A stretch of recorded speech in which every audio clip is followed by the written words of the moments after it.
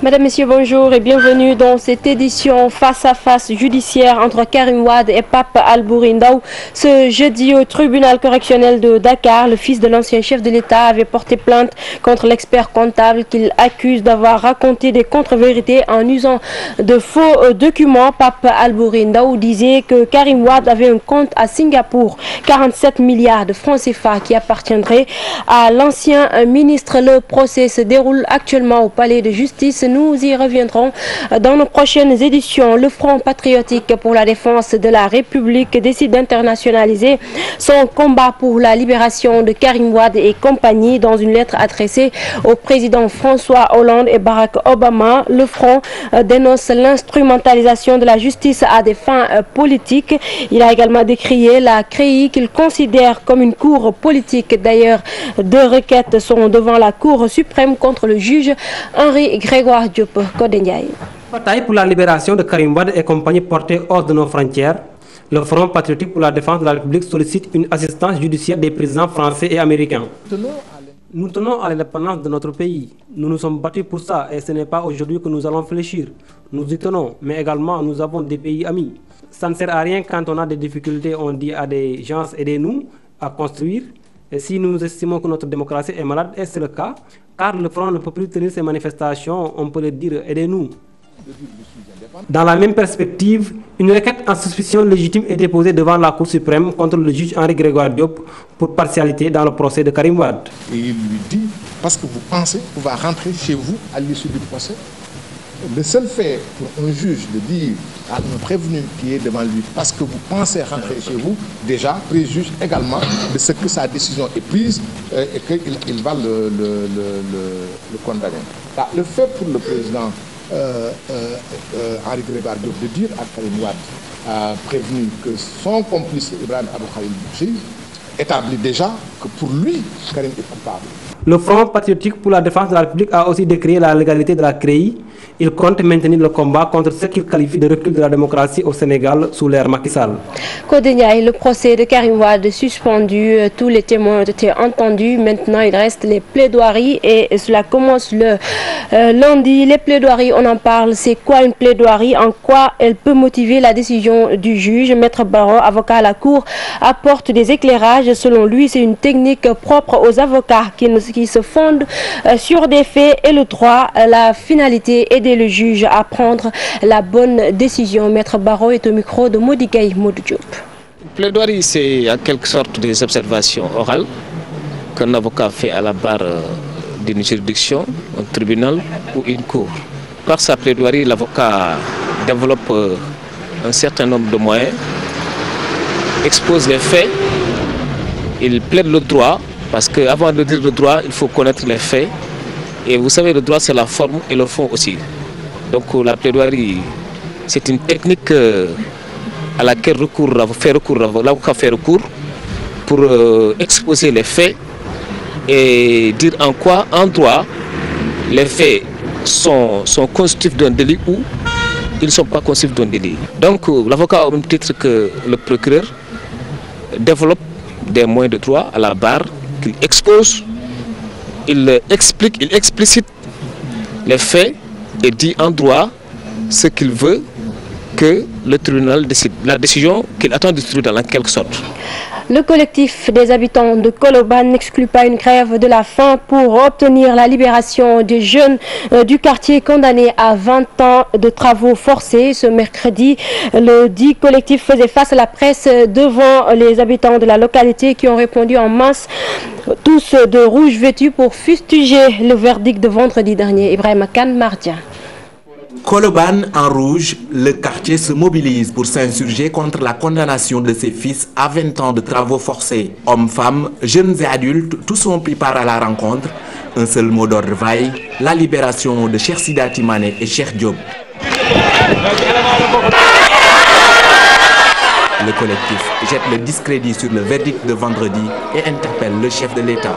Le collectif constate le verdict du procès et réaffirme l'innocence de ces jeunes inculpés, mais compte user de tous les moyens mis à leur disposition par la justice. Le collectif remercie ceux qui, de près ou de loin, ont apporté leur soutien à ces jeunes, interpelle l'État et en particulier le président de la République du Sénégal, son Excellence, M. Macky Sall, a une justice équitable et fiable dans ce dossier.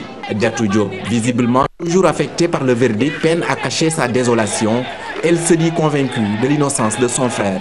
20 ans de prison, 20 ans de prison infligés à des innocents, c'est une peine très lourde. Et c'est pour cette raison que Koloban se mobilise pour clamer l'innocence de ces jeunes. S'ils étaient vraiment coupables, on ne serait pas tous derrière eux. Aujourd'hui, c'est tout le quartier qui est affecté.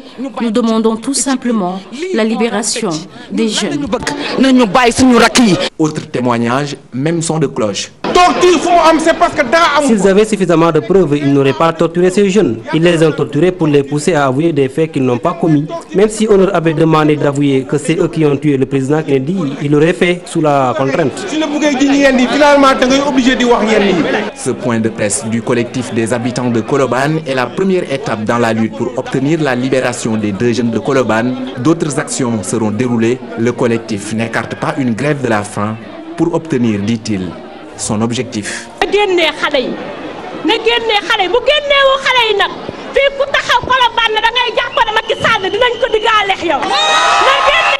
Ibrahim Kane, merci. Ma carte en une journée, un nouveau processus d'inscription pour éliminer les lenteurs dans les inscriptions à l'UCAD. Face à la presse, le recteur de l'université Cheikh Anta Diop de Dakar a par ailleurs annoncé un nouveau programme intitulé Wi-Fi pour tous. Ce projet va permettre à tous les membres de la communauté universitaire d'avoir accès à Internet et gratuitement. Cher Tidiane John. Ma carte en une journée, une initiative du rectorat. Désormais, la carte d'étudiant sera à la fois multiservice et pluriannuelle à partir de cette année en cours. Cette nouvelle procédure concerne toutes les facultés de l'université Cheikh Anta Diop de Dakar. Nous l'avons démarré le 19 janvier 2015. Désormais, l'étudiant a sa carte en un jour, à un seul guichet, sur rendez-vous, au bout d'une dizaine de minutes. À ce jour, nous avons 16 185 nouveaux bacheliers déjà inscrits sur les 21 553 qui sont orientés à l'UCAD. Le président de l'Assemblée de l'université Cheikh Anta Diop de Dakar ajoute que pour le moment, aucun retard n'est enregistré pour l'année en cours 2014-2015 puisque certains instituts et écoles sont sur le point de terminer leur premier semestre. Il en est ainsi habituellement. Si vous prenez un établissement comme l'EBAD, pour le premier semestre, les activités ont démarré et conformément à l'agenda qu'il s'était fixé. Il en est de même de l'INSEPS, de l'ENCTP, du CESTI, des autres écoles et instituts. Autre innovation, Wi-Fi pour tous, un projet qui va permettre à tous les membres de la communauté universitaire d'avoir accès à la toile. La connexion Internet, l'accès à Internet joue un rôle extrêmement important dans les performances de l'étudiant. Nous avons aujourd'hui accès à un Internet mutualisé de 310 mégabytes par seconde. Dans la même perspective, le recteur a en outre annoncé un programme cadre de vie de l'UCAD qui a pour finalité de participer à l'amélioration générale des performances à toutes les composantes, d'évaluer et de travailler dans un espace propice.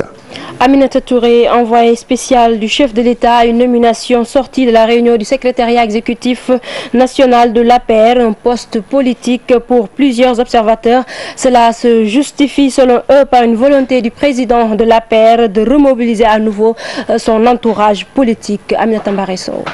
La nomination d'Aminata Touré comme envoyé spécial auprès du chef de l'État, un poste qui suscite plusieurs analyses. Compte tenu du cadre dans lequel cette annonce a été faite et compte tenu également que l'annonce a été faite en même temps que l'entrée dans le secrétariat exécutif national de l'APR d'un certain nombre de responsables comme Aliou Sall, comme Abdoulaye Diouf Sarr et comme Demba Sow, je considère qu'il ne peut être question ici que d'une nomination politique et non administrative.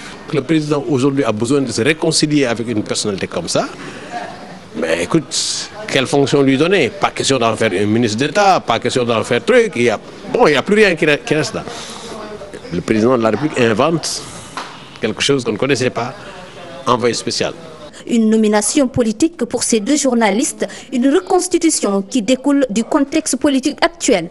Macky Sall donc a fait le constat selon lequel il y avait ce vide au moment où les attaques de l'opposition réunie autour du Front pour la défense de la République se font de plus en plus incisives, et au moment où il a pris conscience qu'il ne peut plus compter ni sur le Parti socialiste, qui a encore déclaré urbi et urbi qu'ils auront un candidat en 2017, et au moment où la crise qu'il y a au sein de l'AFP l'a édifié sur le fait que, même si Moustapha Niasse est prêt à le soutenir jusqu'au bout en 2017, ce ne sera qu'avec une partie de l'AFP.